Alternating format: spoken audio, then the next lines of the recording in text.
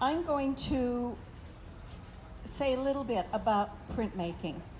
There is a misconception by most of the people that observe art that prints are things that are pretty cheap. You can just buy one and put it in a frame, and you've got a piece of art.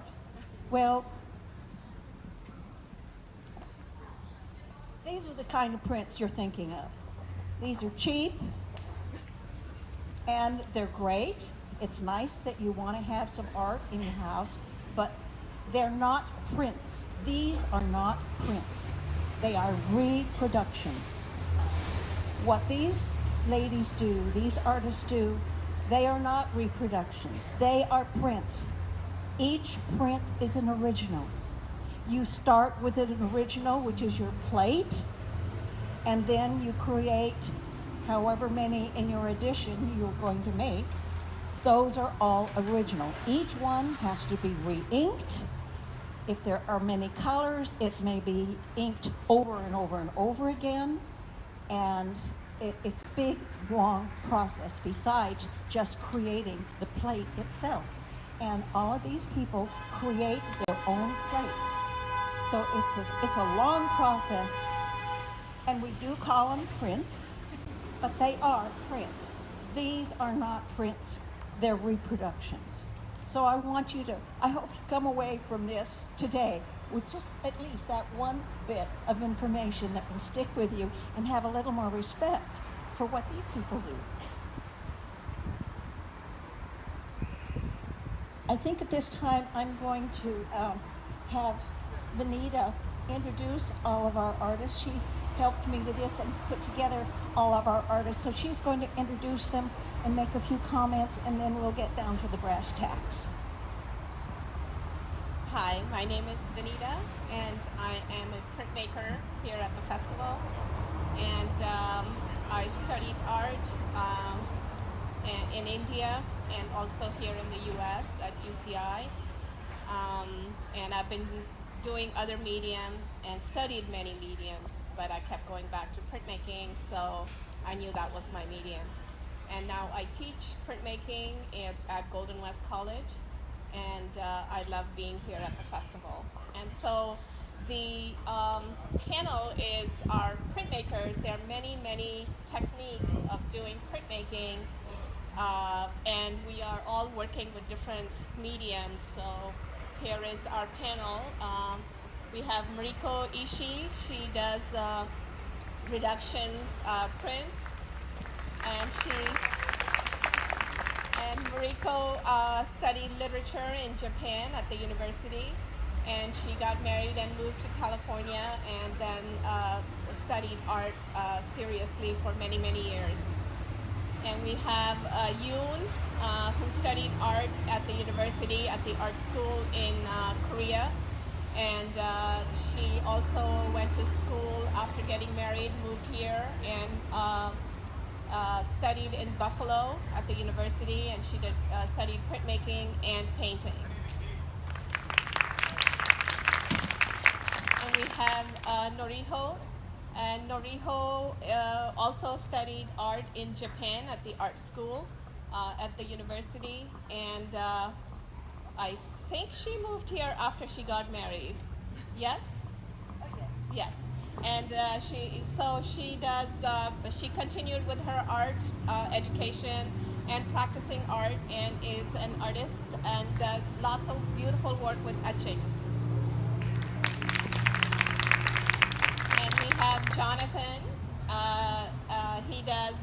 He's the youngest in our panel and young printmaker, beautiful work. And I met Jonathan when he signed up for my class at Golden West College. And now he is an artist, and he goes to Long Beach State. He transferred out and is studying art at Long Beach, and is continuing with practicing printmaking.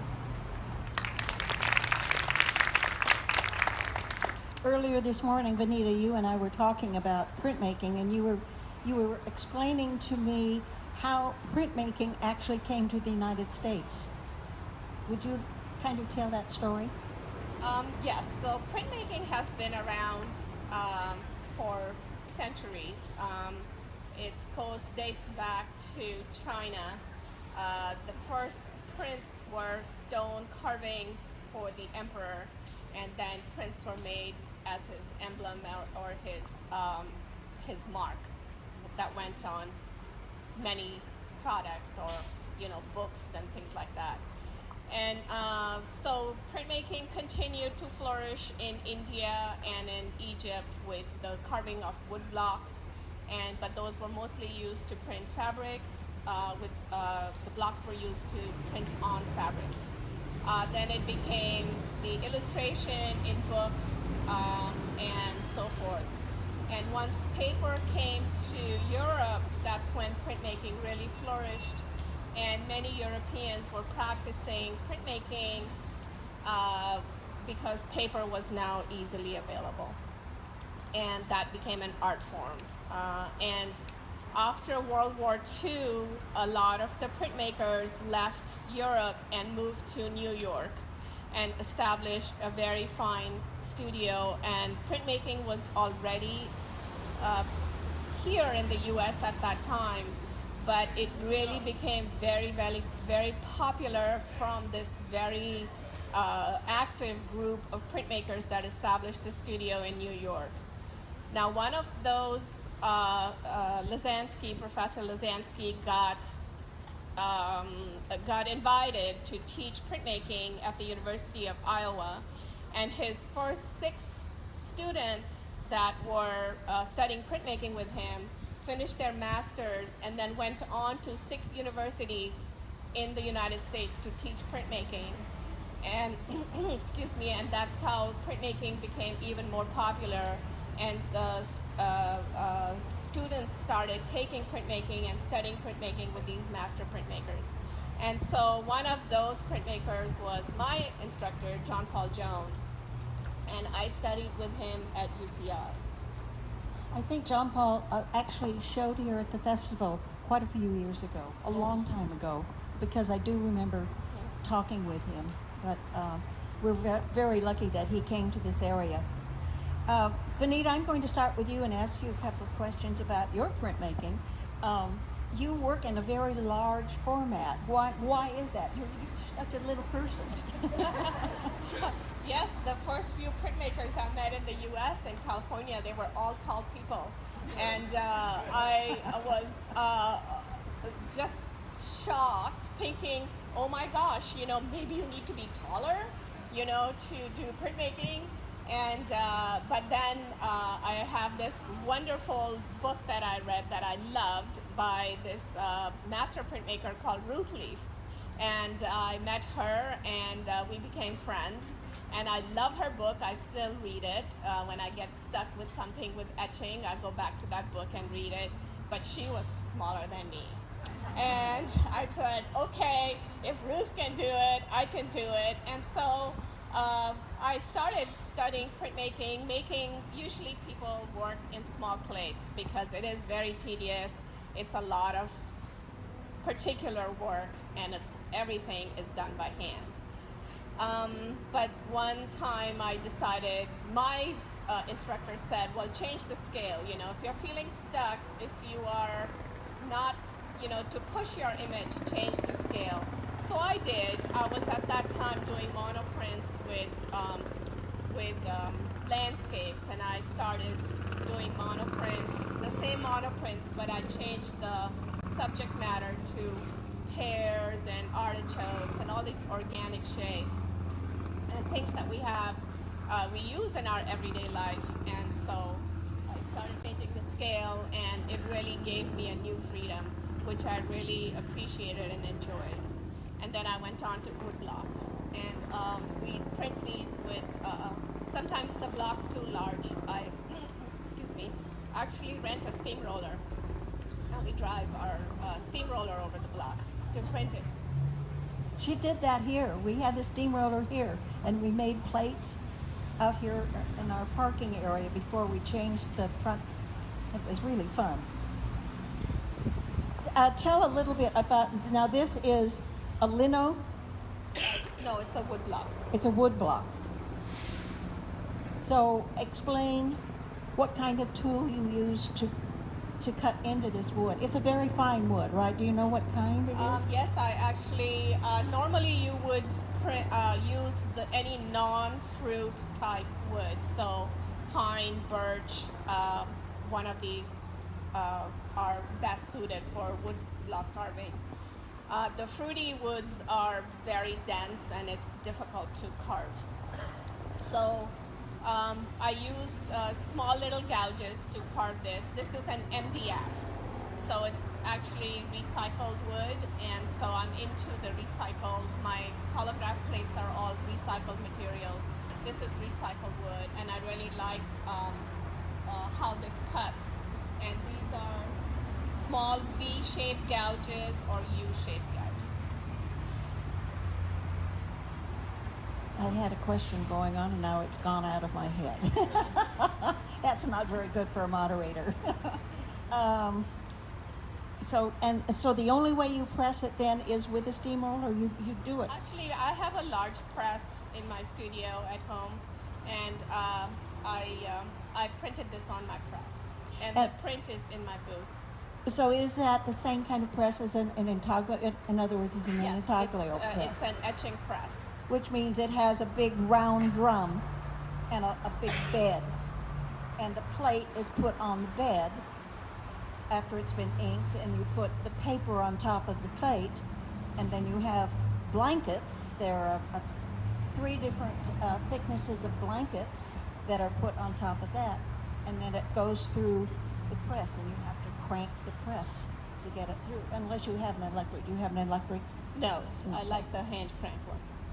I know a little bit about this because I am a watercolorist. My name is Jackie Moffat. I am a watercolorist, but many years ago I decided I wanted to start doing printmaking. So I went to the School of Art, which is now LCAD, and took some printmaking classes, and I just fell in love with it. And so I went back. We had a printmaking group that met every week, and we could printmake together and learn from each other. And so I know a little bit about the process, but it's been a couple of years. So I sold my press this last year, which was like selling my own child just about. So, so I have some questions, and I hope I don't mislead. Okay, Noriho? Yeah, I'm going to ask you a couple of questions. You can see her piece next to her. She is an intaglio printer or printmaker. And I wanted to ask you, do you use an acid bath? Yes, I do for metal plate, but not always. But anyway, so the etching is a chemical process. Mm-hmm. So using a metal plate like zinc and copper or steel covered with waxy ground, and then artist scratch off the ground, which is resistant to acid. Yeah. Resistant to acid. Anyway, so after scratch off the surface, then put the plate into the nitric acid solution. So the acid start biting the opening area. In other words, she's drawn with her tools through the resist that she's put on the plate, which is zinc. Do you use zinc or copper? I used to use just zinc. Okay. Yeah, I tried to use copper, but the different acid solutions. Mm-hmm. So she leaves it in the acid bath as long as she wants, depending on how deep she wants it to cut into the plate. The deeper it is, the more ink will be held in those lines, so you'll get darker lines.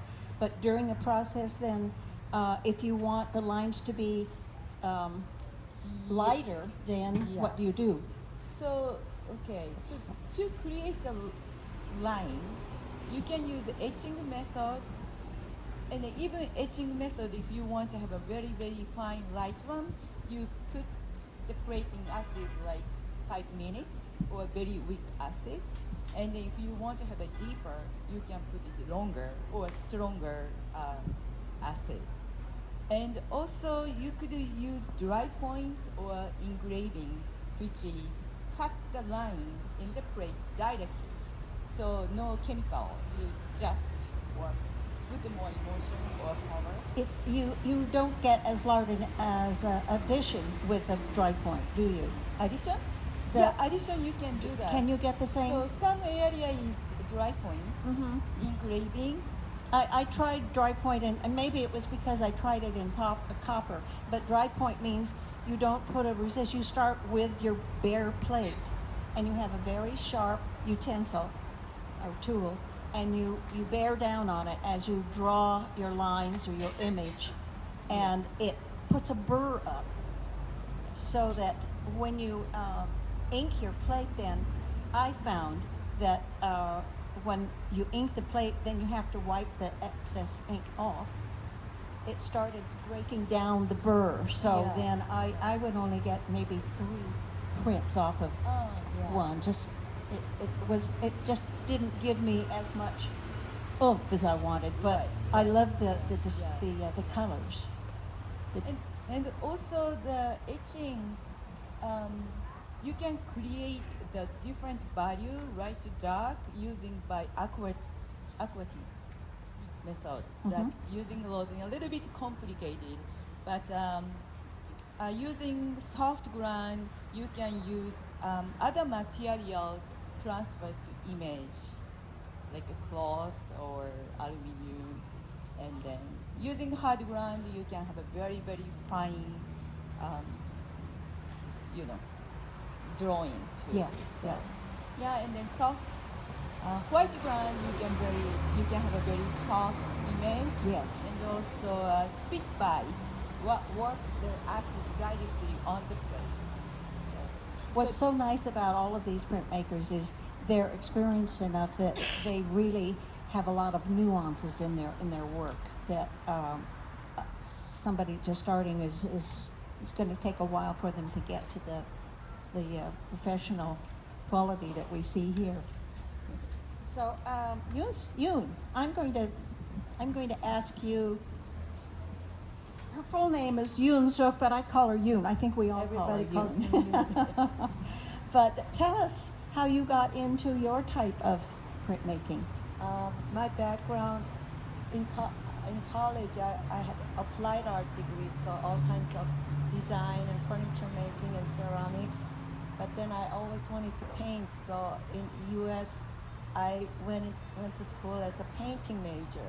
So I ended up having a master's in painting. So I wanted to have more painterly approach to the printmaking, and I love abstract expressionism.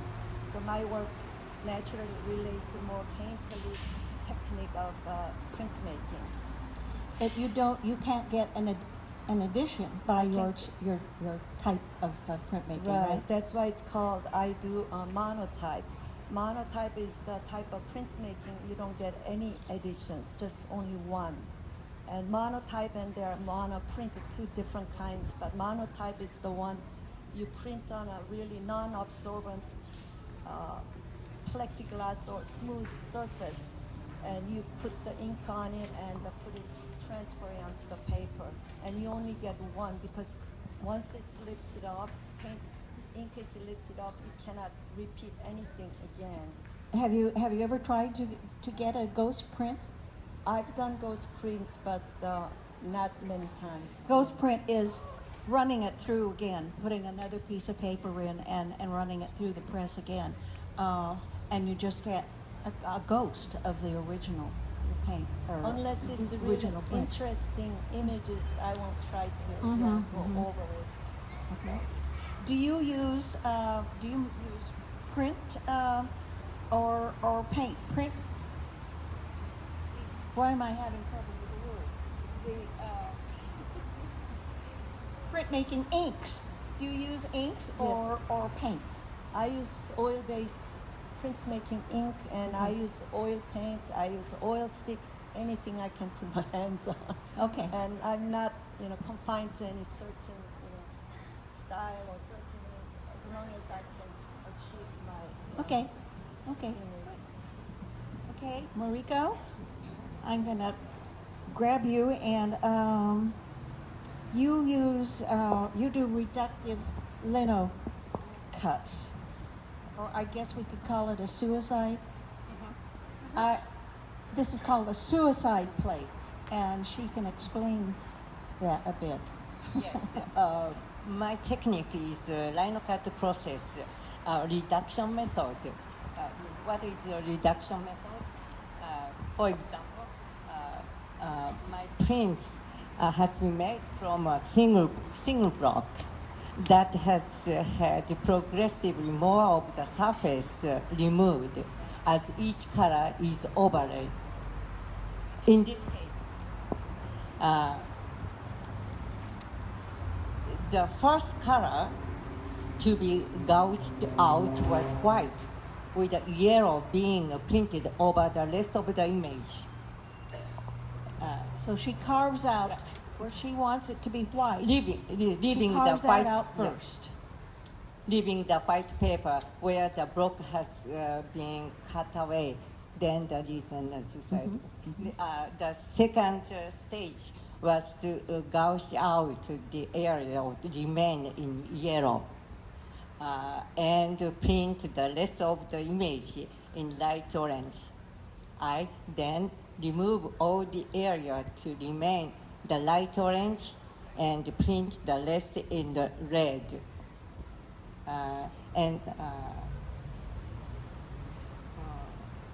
And so on, until finally there was a very little of the block left for the final color dark, almost brown, almost black.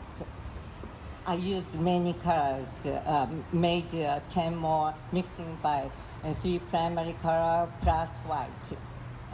The print is left to dry that for a few days. Care has to be taken in that all the previous colors are quite dry.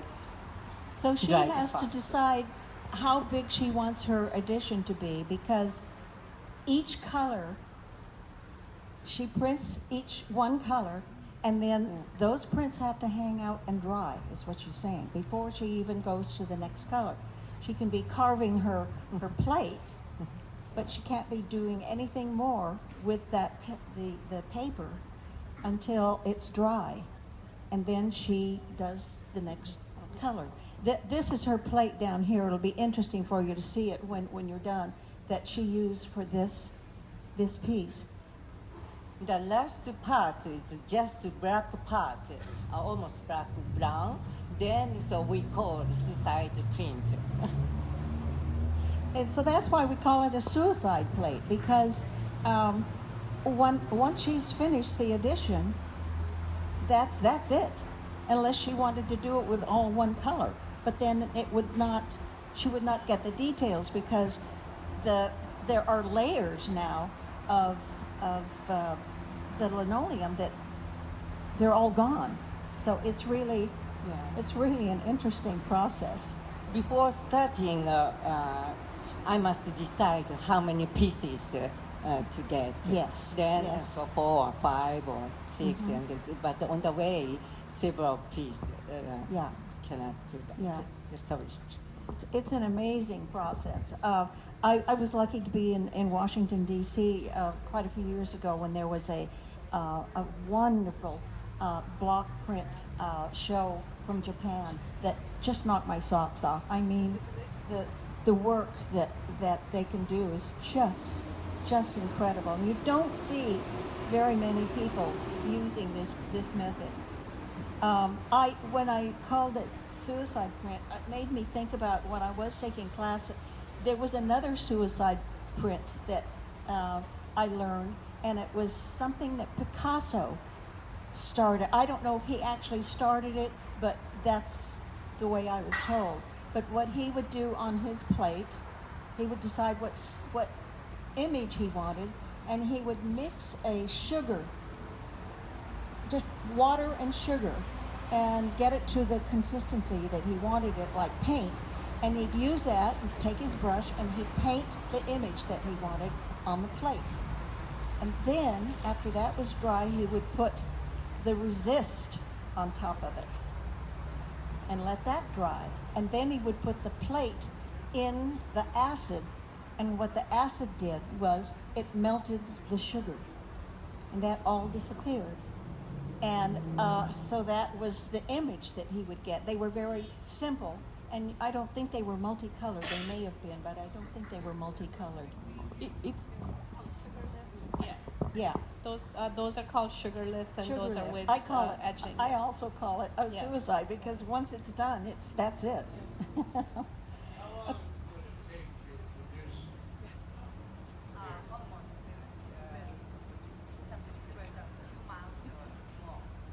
2 months or more. 2 months or more it took her to do that particular print. So again, it's not an easy, fast method. It's incredible. Okay, John, I'm going to grab you now and All right. tell us, because this is entirely different. He's a lithographer, and so he doesn't use paper, or he doesn't use, I should say, his plate is entirely different. It's a stone. What kind of stone is it? Do you know? So, for this process, the ones that I'm displaying, they're lithographic limestones, and I don't know where they came from, but there's a couple different spots in Europe or in the Americas, but to date now, they're very hard to find. So, there's, I don't know, if people go digging, you probably find some, but most people use metal now, or some plastics to, Yeah, I was Produce surprised the that same thing. you were able to find a stone. yeah, it's, it's from school, so they're really nice. Can to they be use it. ground down? So that's the process, is when you write an image with the grease pencils, it actually slowly soaks into the stone. And so to erase the image, you get these, gosh, I forgot the tool, but it's these huge metal discs, and you kind of erase your image, and a ghost image will kind of be there, but you erase it to redraw your next image. So it's kind of slowly going down, but that should last years. So. But once you've used it for a print, then can you grind it down to do another one? Yeah. Okay. Yeah, you can make thousands with that one. Okay. So And they mine the special kind of rock. I don't know where. Bavaria. It's Bavaria. they what? They're from Bavaria, the best ones. Ah, Yeah. okay, perfect. yeah, where I don't know if Limestone. the salt or something in it, like how it's made, where it's made, is stronger, so that the grease kind of makes a better impression on the stone to come out a lot better. Now, how do you get your image on the stone? What is your So process? I brought a couple grease pencils, and you can use other forms of a grease, but how the limestone takes these pencils is you draw on them, and then it's a water and oil kind of mix, and it's a very long process, but you draw on the plate and then do the process, and then once you roll the ink on, it will sit where you drew the grease. The grease will sit on top, or the ink will sit on top of where you drew, and then you run it through a press. Does that make sense? It's amazing. I took had me a while. A guy in my class was a lithographer he was learning it, and I still don't understand it. Yeah. It's amazing. I bring my instructions every time. Yeah. It's a very long process. So, are you going to stick with lithography, or do you think you're going to go on to something else? For here, I displayed a lot of relief and monoprints, but yeah, definitely. It's very heavy, but go for it. It's a very fun process, and it's one of the only processes where you can reproduce original prints with, or a drawing. You could reproduce drawings, and they'd all be originals. If that makes sense. So you can make, I don't know, I think I did 6 of these, so I can make 6 of these, but they're all original, lithographs.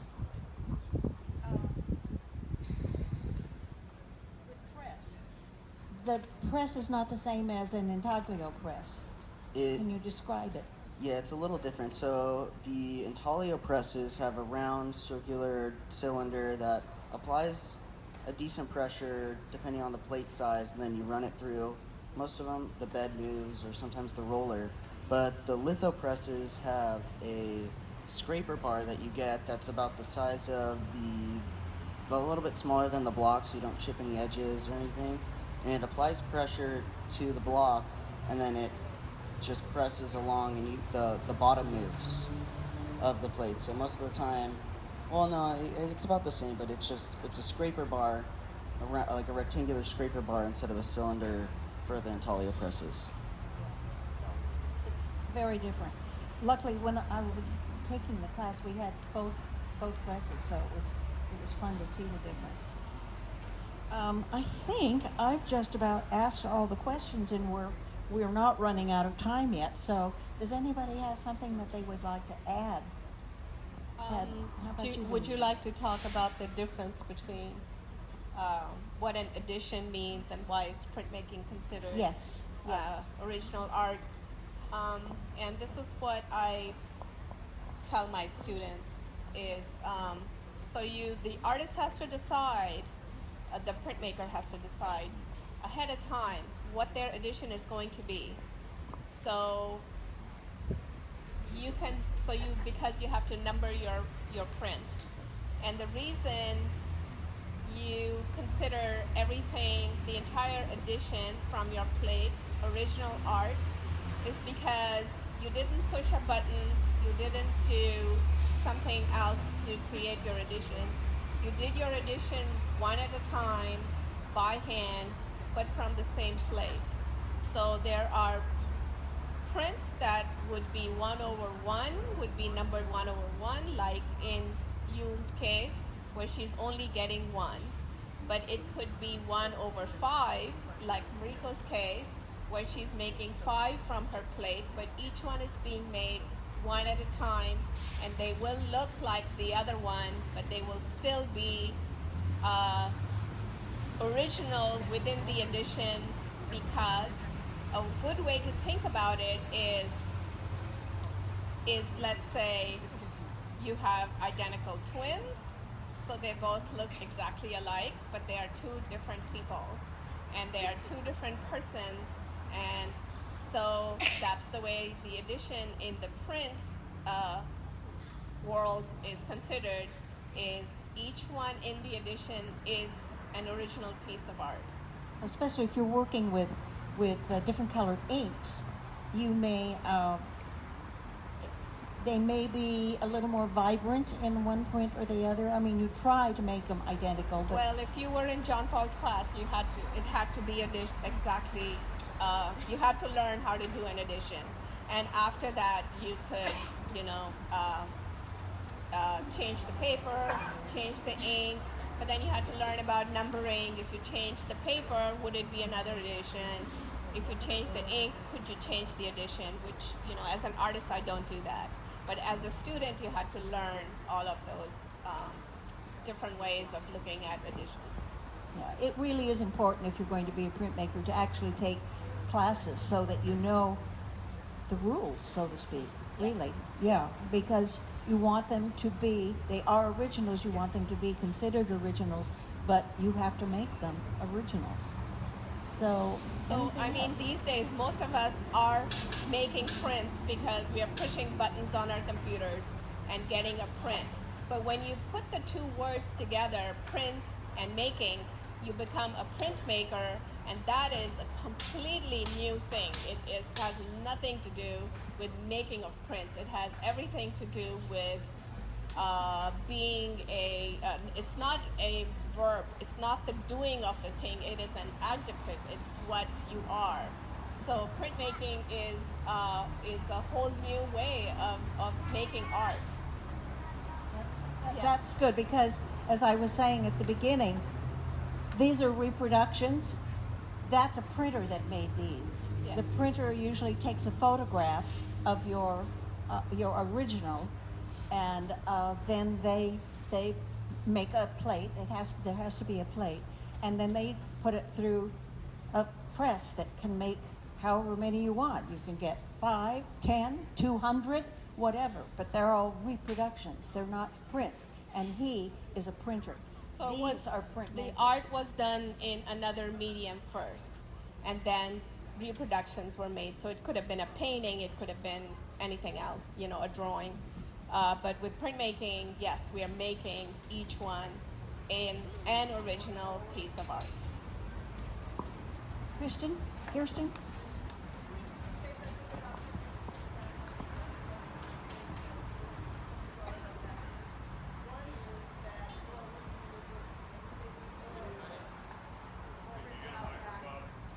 That's So right. the question is The mirror image. the mirror image. We're printing our image in mirror image. Yes. So we are thinking like a dyslexic, and it really is a huge advantage if you are and you're a printmaker. A little bit easier to imagine your finished print, but some of us are not, but we manage. It is, yes, you have to think in mirror image. It helps if you're working with a plate that's got a lot of, if it's a zinc plate, but if it has any kind of substance so that you can pick it up and hold it this way, you can actually take it and hold it in front of the mirror and see what it's looking like, so that you can add more color or more lines, or you can take away lines, which then you'd have to add more resist to take away lines. But that's yes, we have a.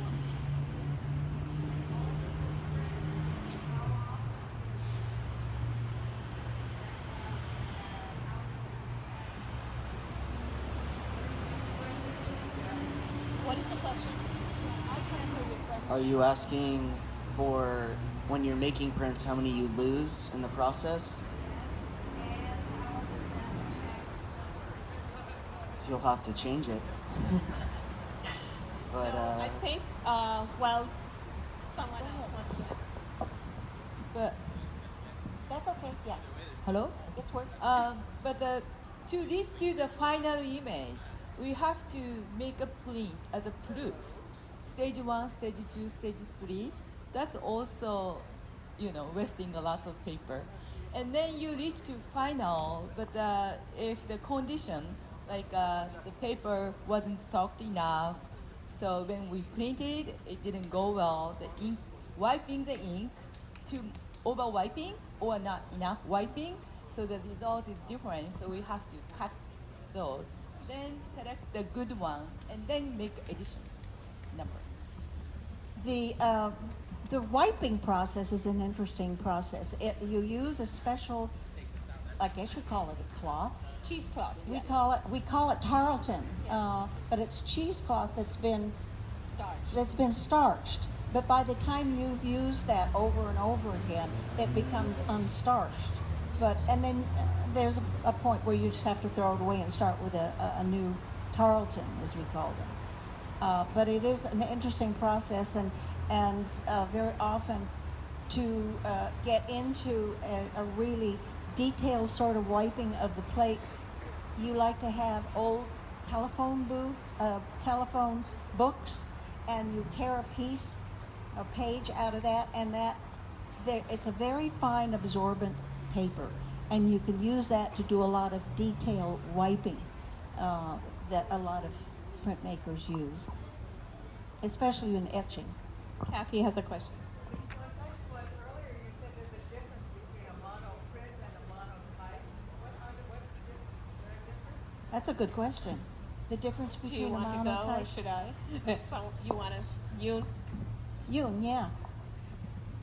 Monoprint, you only get one, but you use the plate that has some kind of a repeatable image. So it's called monoprint, but monotype is nothing on the plate, it's repeatable. Totally smooth and no etched line or nothing on it. So there's the two difference, monotype and monoprint. Monoprint has a little bit more repeatable image. So they're still both monos. You can only get one, or you'll only make one that looks like this. But there will be, in a monoprint, there is a repeatable element, and in monotype, there is no repeatable element. It's completely painterly, like Yoon's pieces. What's an artist proof? The question is, what's an artist's proof? Go for it. An artist proof is, let's say you have an edition of 10. There is 10% that the artist can keep on top of the 10 as their personal collection. So if you have 10, so 10% of that is one more. So there will be 11 prints in the world that the artist can make. So 10 will be numbered 1 over 10, 2 over 10, and so on till you have printed 10 over 10. And one of those, an extra one, the 11th one, would be numbered 1 AP, artist proof.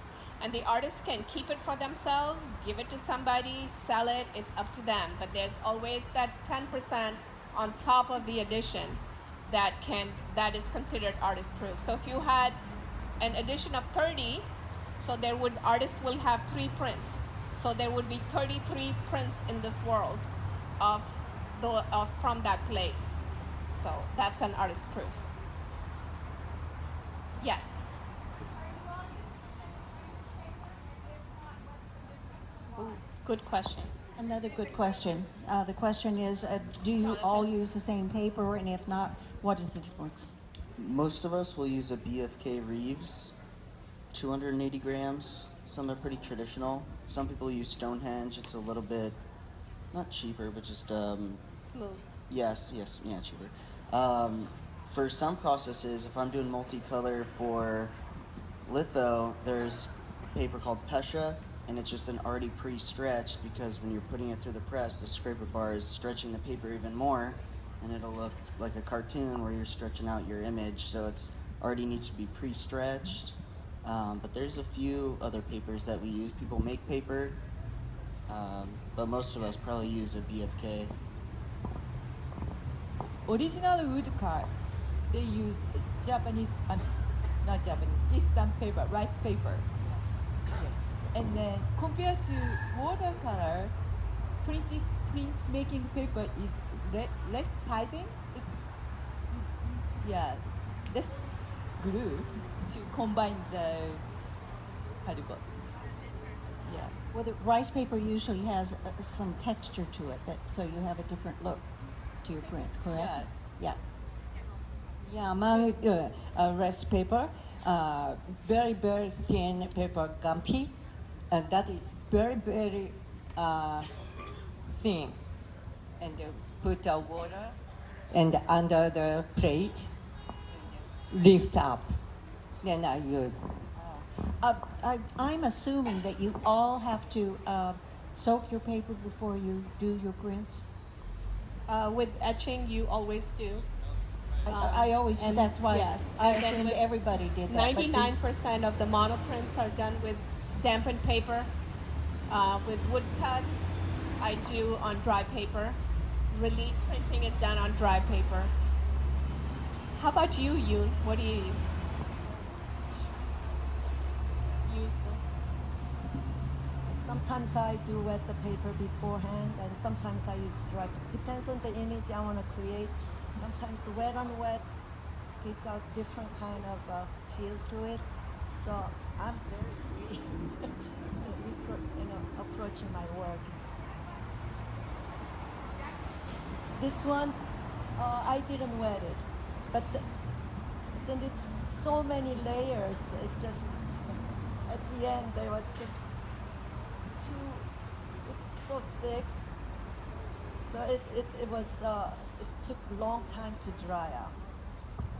But most of the time it is 100% rag paper, and it is specially manufactured for printmaking. So printmakers will not use watercolor paper or drawing paper or any other kind of paper. We will use mostly printmaking paper. I was going to ask you, Vanita, you use the process where you when your piece goes through the press, you have other pieces of paper Yes. that are there that then glue themselves to your art. So can you explain that process and what it's called? The process of simultaneously inking, printing, and collaging through the etching press is called shinkolei. and it's a French term. We have a lot of French terms in printmaking. I really, well, I do know why. Some of them were invented in France, and so they are called, they have French names.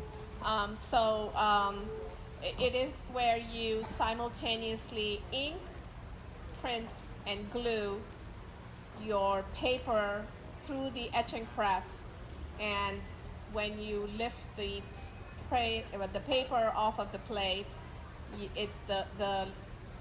the second paper that you're printing on is glued onto the sturdier Western rag paper. And I'm using a lot of Asian papers in my work. They're collected from traveling, and just I like the beauty of their, textures and the colors. I'm really drawn to that, and so I'm printing on those. But they are all attached to the sturdier Western rag papers. There's one element about printmaking that I don't know if I can express it.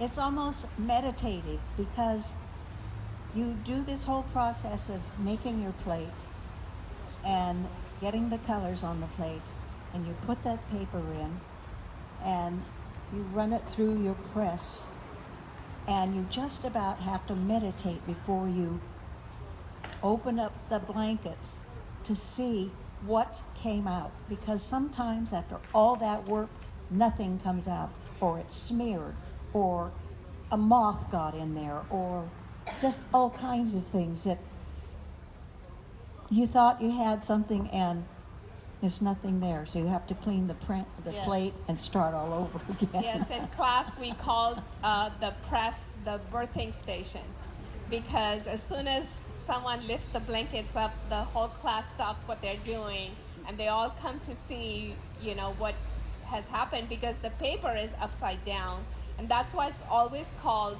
pulling a print, because you are literally peeling and pulling your paper off of the plate. So the plate is sitting on the press bed, etched, for example, with the ink on it. Then the blank paper was over it. Then the blankets come down, and you roll it through the press. All the press is doing is giving you pressure. That's it. It's not doing anything else. It's just giving you the pressure that our human body is not able to give in order to successfully push the ink from the plate onto the paper. And so when you peel it off, you're literally pulling it off. So it's always called pulling a print.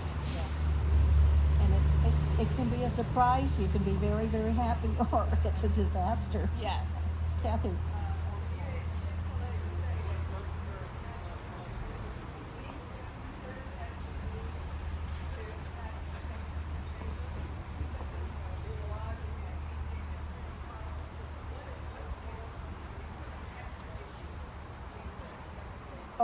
Okay. So the question is, how do you attach the Shinkolay papers onto the receiving paper?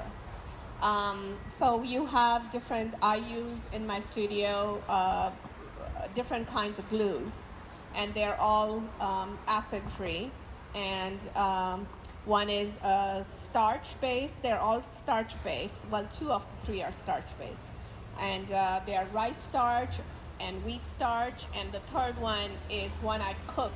So I have a formula, and I cook it, and I keep it warm in a thermos, and I brush it on depending on the kind of paper. I just have enough experience now as to know which glue works best on what kind of paper I'm using.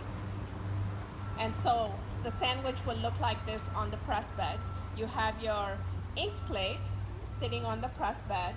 Then you have all the papers, Shinkolay papers on it with the glue side up.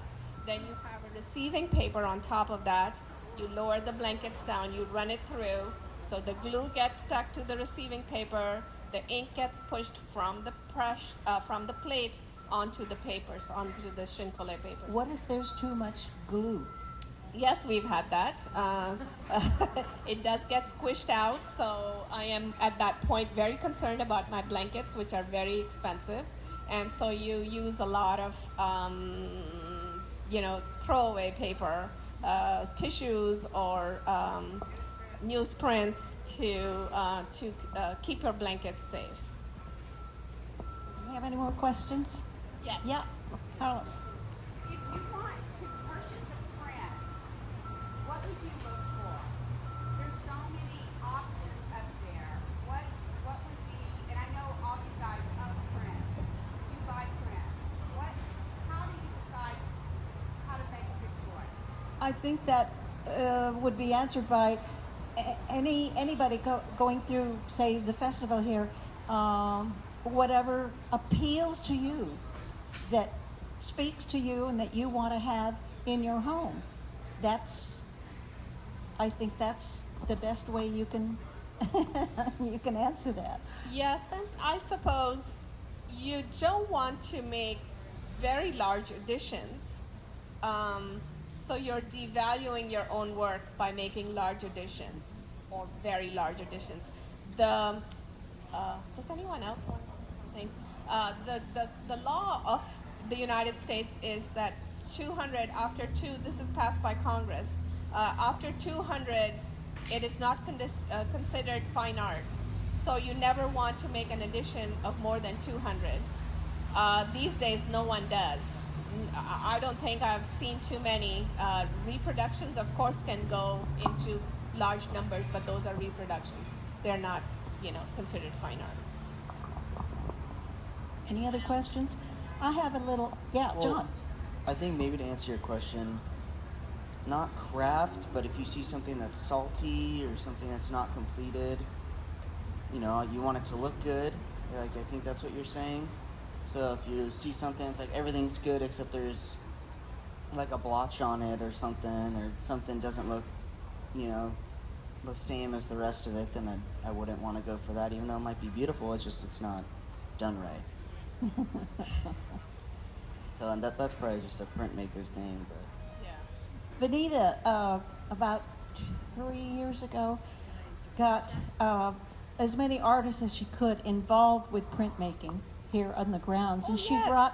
she brought a block down, and she had the tools for us to use, and so it was about this size. Yes. It was huge. So there were squares all over here that the different artists on the grounds got in and carved and made their own design and everything. And she brought that in for the festival, and they printed that up. They had it printed up on fabric, and we have these beautiful scarves.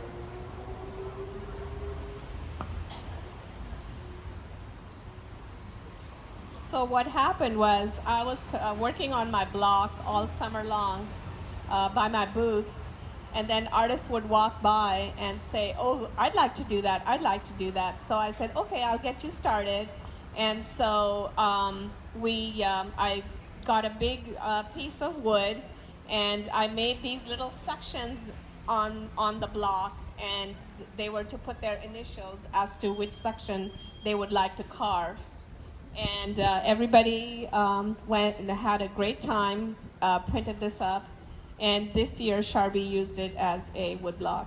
It was so much fun to see the different artists come and do that. Yes. Because, this was not their thing at all. No. to make images like that. We had ceramicists, we had all the different artists in different disciplines come and Yes. make a little doodle. Some of them Yeah. are just little doodles. Yes. They're not signed, but it's really fun. And they are at the gift shop, if you're at all interested. Yes. But I think it just I came think out it came out fabulously. beautiful, but I know the one thing I noticed was that the printmakers carved their little blocks differently from the non-printmakers. So the people that were printmakers made their drawings. So everything in printmaking starts pretty much with a drawing. So you draw on paper or you draw on the plate, but it starts with a drawing. And so they drew their design, and the people that were not printmakers went on the line, carved the line that they drew. The people that were printmakers carved on either side of the line, because our line was going to be black. It was not going to be white. So we all sat and we looked and we said, look, the printmakers carved their little blocks differently from the non-printmakers. So it was very interesting. Yeah, it really is. Well, I think we've pretty well exhausted it. I appreciate you being here today. I didn't mention our Gelson's sponsor, which I should have done, and that was very helpful. There's still some tea left if people want tea as we break up. I think that next week is the fashion show. We're having the fashion show this Saturday, and so next Wednesday we will have some of the people who created pieces for the fashion show come and tell how they did that and show the pieces at our talk next Wednesday. So that's what's happening then. So other than that, I thank you for being here and hope you had a good time.